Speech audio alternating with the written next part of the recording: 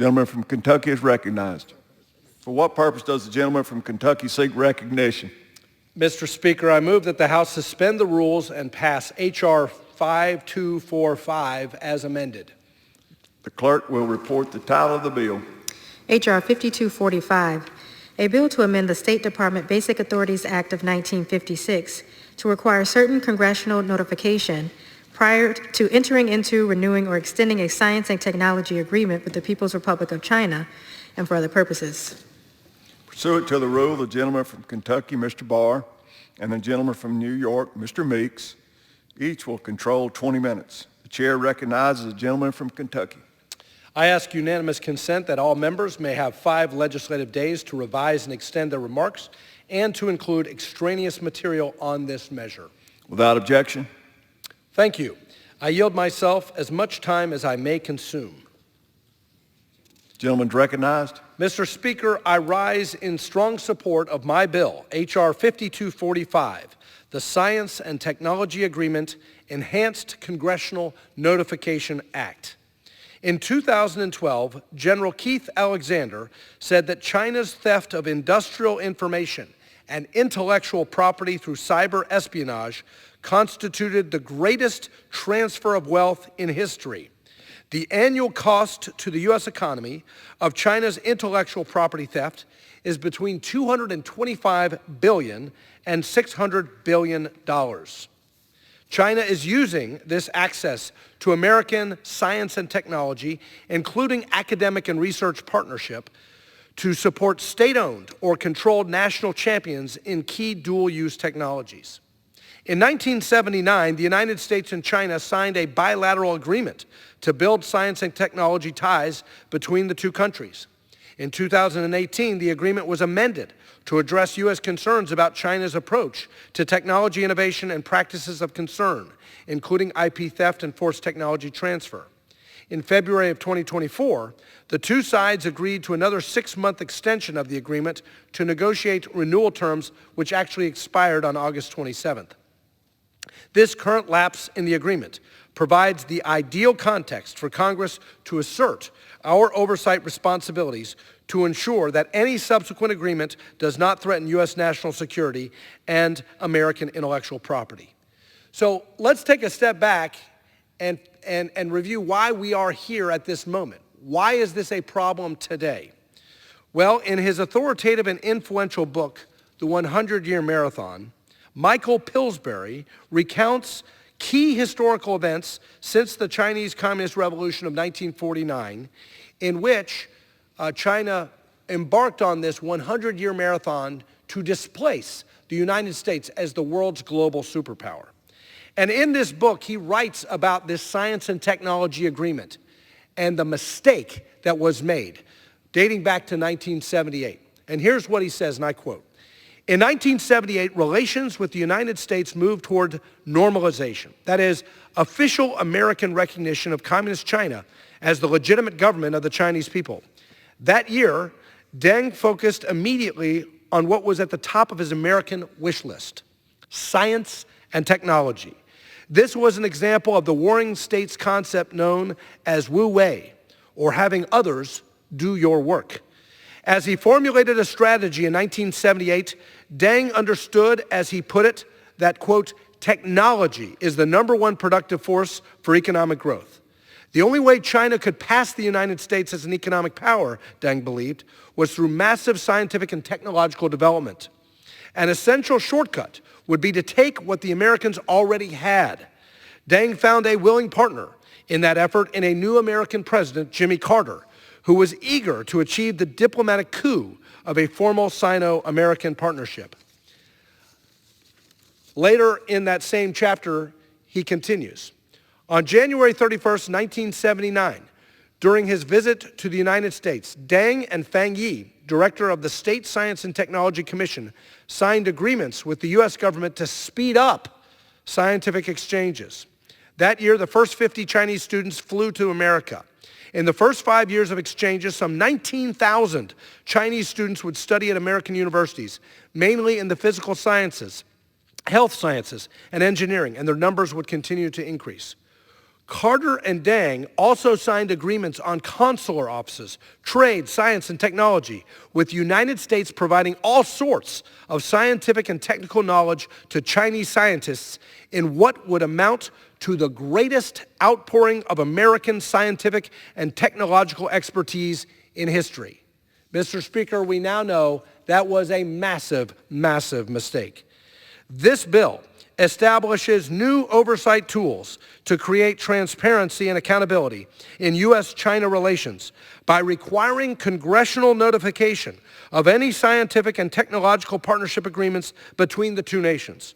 Under this bill, the State Department would be required to inform the House Foreign Affairs Committee 15 days before renewing the agreement, including the contents of the deal, national security concerns, and how the agreement addresses human rights concerns. Science and technology are central to U.S.-China's strategic competition, which is shaping the course of this century. Thus, Congress must exercise its oversight authority to ensure that U.S. national security and foreign policy interests are protected.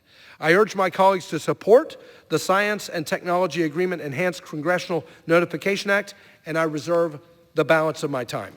Gentleman reserves. The gentleman from New York is recognized. Thank you, Mr. Speaker. I rise in strong support of H.R. 5245 as amended and yield myself as much time as I may consume. Gentleman's recognized. First, let me thank Representative Andy Barr and Dina Titus for their leadership in developing this bill. I also want to thank Chairman McCall for his collaboration in bringing this bill to a bipartisan consensus, ensuring that we have the necessary oversight over any U.S.-China governmental science cooperation. We all know the challenges posed by the People's Republic of China. The Biden-Harris administration and this body are clear-eyed that the PRC is the only competitor with intent and means to reshape the rules-based international order. To advance our interests, we must manage this critical relationship with shrewd diplomacy, not fear. But this is why we must continue to engage China and find areas of cooperation where possible, even as we vigorously compete with and, where necessary, confront Beijing. And since the U.S.-China Science and Technology Agreement was originally signed in 1979, the first bilateral agreement following our diplomatic recognition of the People's Republic of China, it has benefited the United States, China, and the global community.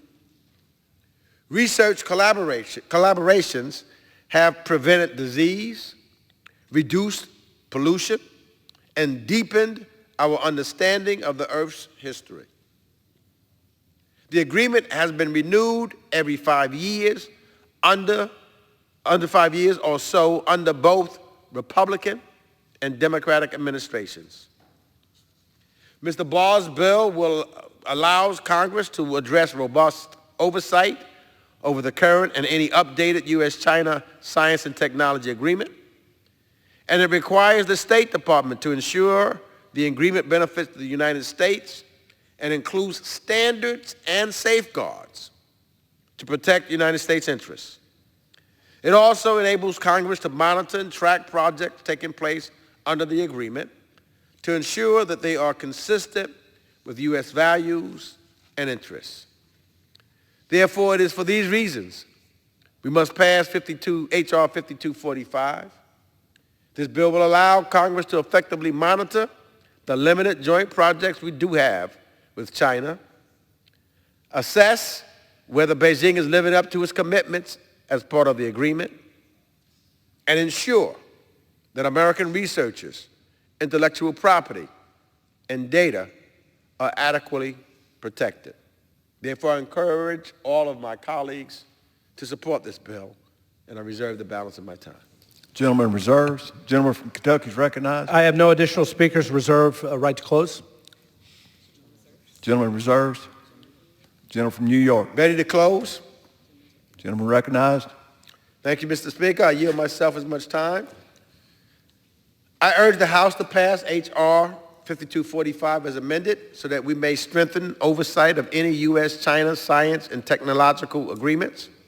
These are retuned mechanisms that lay out the rules of the road for government-to-government cooperation, providing a set of bilateral accepted standards, rules, and protections that guide any collaboration and provide access and protections for researchers, for data, and intellectual property. And we must continue to modernize the safeguards for government-to-government cooperation to manage the heightened talks, or heightened risk, I should say, in the case of China, while preserving space for scientific inquiry and innovations that may benefit us all. So let's vote for this bill and support this bill. I yield back the balance of my time. Gentleman yields. Gentleman from Kentucky. Speaker, I yield myself the balance of my time, and in closing, I want to thank Chairman McCall, Ranking Member Meeks, and the bipartisan membership of the Foreign Affairs Committee who voted 50-0 to move this bill forward. And regrettably, when the United States in the 1970s extended the hand of peace, extended the hand of cooperation, of advancement of science and technology for the advancement of mankind, that was not reciprocated. And in fact, instead, the Chinese Communist Party rejected peace and cooperation and stole intellectual property and militarized that technology in a very hostile way. And so Congress must ensure that any new science and technology agreements with China safeguard the interests, the property, and the values of the American people. And for that reason, I urge unanimous support for this bill and yield back the balance of my time. Will the House suspend the rules and pass the bill H.R. 5245 as amended? Those in favor say aye. Those opposed say no. In the opinion of the chair, 2/3 being in the affirmative, the rules are suspended, the bill is passed, and without objection, the motion to reconsider is laid on the table.